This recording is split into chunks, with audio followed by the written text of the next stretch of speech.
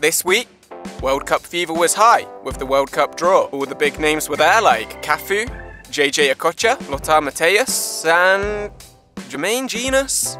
All the groups are set and ready to go ahead of November. The Old Firm derby was a 2-1 win for Celtic away from home, putting them 6 points clear of Rangers in the Scottish League. And Australia win the Women's ICC Cricket World Cup against England, despite a century from English superstar Nat Skyver, getting 100 runs off of 90 balls. But we're not here to talk about any of that. This is your Premier League Roundup.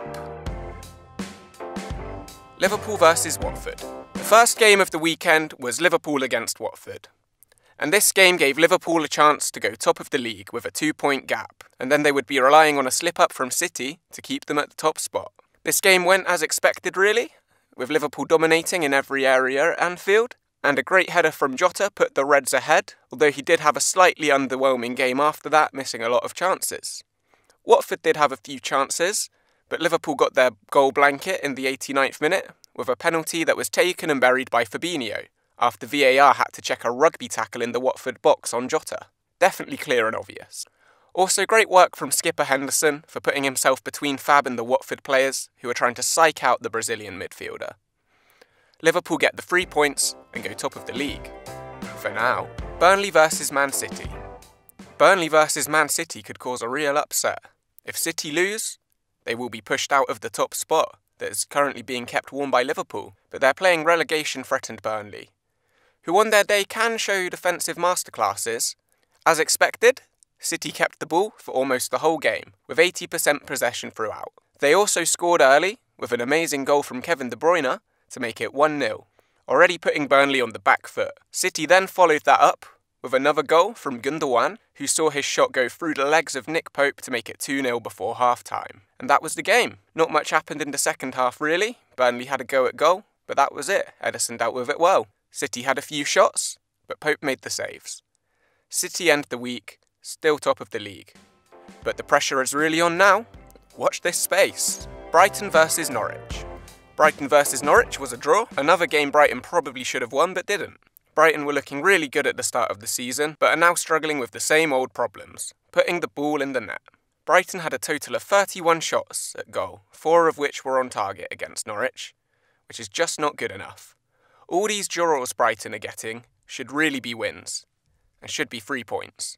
If Brighton can start scoring, they could be pushing themselves up much higher up the table, and they could even be in talks for a Europa League or conference spot. But before that happens, something needs to change.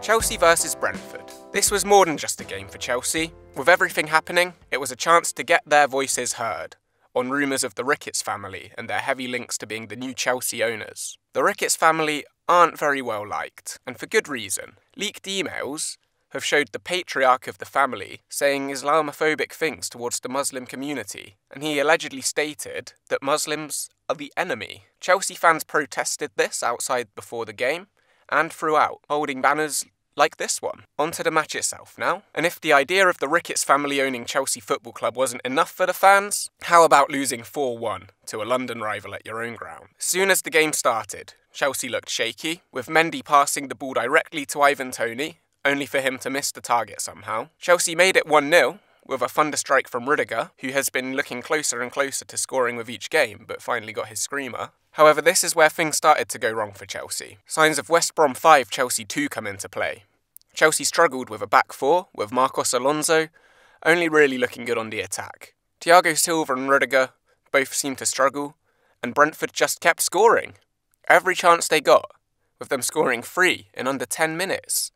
This was a horrible display for the Blues, and with Real Madrid on Wednesday, it is not looking good for the champions of Europe, on or off the pitch. Southampton versus Leeds. Southampton versus Leeds was a hard one to call, with both the Saints and Leeds only winning 2 in the last 5. Leeds started the game, the better team, getting 2 good chances. One headed wide from a corner, and one good save from Foster to deny Daniel James.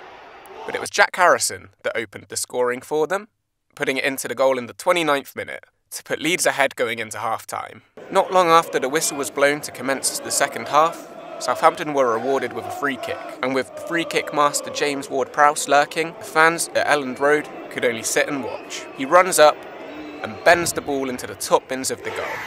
No saving that. Is there anyone that does them better than James Ward-Prowse?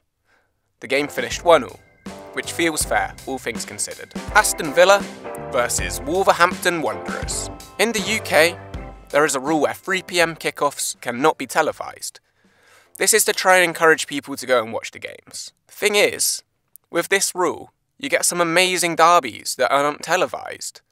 And you have to watch games like Liverpool versus Watford, which are kind of predictable, as opposed to a historic derby like Villa versus Wolves, a game that's filled with passion and hatred. This game was very exciting.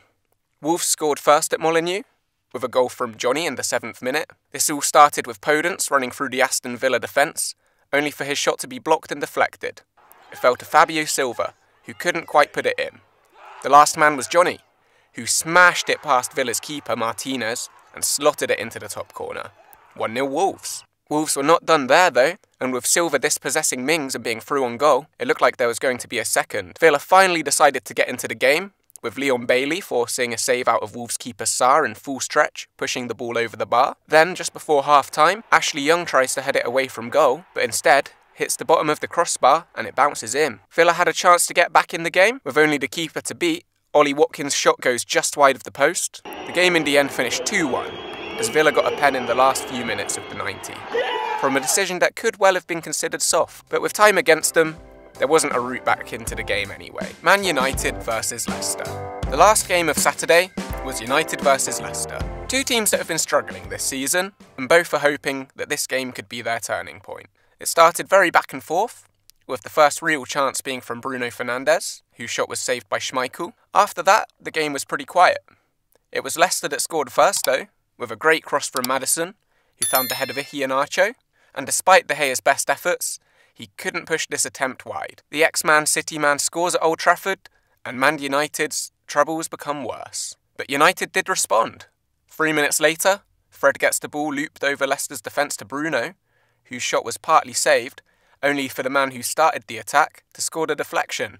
Fred scores 1-1. Nothing really changed after the United goal. Leicester looked the more dangerous side, and once again it was De Gea who was keeping United in this game. Maddison actually scored in this game with a great shot near post that beat De Gea, but VAR stopped the Leicester fun with a clear foul in the build-up. One of the funniest moments in this game was actually Rashford being through on goal, only to be taken out in the box. Penalty was booming out of the United fans' mouths, only for them to find that it was United youngster Elanga that actually took Rashford down. West Ham versus Everton. On to Sunday now, and there were 2 games today. The first game was West Ham versus Everton at London Stadium. Both teams needed the win here, but were fighting for different things. West Ham were looking to put pressure on the top 4 spots, and also make themselves more comfortable in the Europa League, Europa Conference League spots. And Everton were fighting to stay in the league. First goal came in the 32nd minute, with a gorgeous free kick by Creswell that beat Pickford and nestled in the top corner. 1-0 to the Hammers at half-time. After this, the game became a lot more open, with efforts from Richarlison, Antonio and Calvert-Lewin, but neither team could find the net. The Toffees did get back into the game though, with a goal from Holgate. West Ham score straight after. Pretty much all that hard work, and Everton are right back where they started. A shot from Antonio gets saved by Pickford, but then the deflection lands at the feet of Bowen, and he does what he's been doing all season and scores. Then it just gets worse, and a second yellow for Keane gives him the long walk of shame off the pitch, and Everton leave with no points. 2-1 West Ham. Spurs versus Newcastle. This game starts with another free kick goal from Fabian Schär. That's 3 goals scored from free kicks this game week. Great start for Newcastle, away at Spurs. Soon after, a ball is whipped in and scored off the head of Ben Davis. Spurs are back in this going into half-time, 1-1. Coming out for the second half, you'd think 2 different teams had entered the pitch, and this is why. It wasn't long until Spurs got their second. Harry Kane whips it in.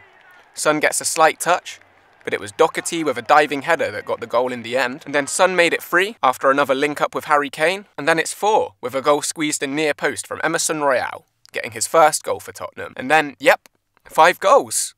Great link-up between Lucas and Bergwijn sees Spurs win 5-1 against the new Newcastle. But possibly the biggest surprise of the game, Harry Kane didn't score. For you stat lovers, this might not be too much of a surprise. Spurs have actually won the most games from behind under Antonio Conte this season, and Newcastle have lost the most from being a goal up. So maybe this was written in the stars. Arsenal versus Crystal Palace. The final game of this week was a Monday night derby that saw Crystal Palace versus the ever-improved Arsenal. This wasn't going to be easy for the Gunners, as the Eagles have been good against the top teams this season, and they haven't lost in 4 games, one of those being against Man City. Arsenal needed this win to overtake their North London rivals Tottenham and get into the top 4 spot. Things didn't go to plan though.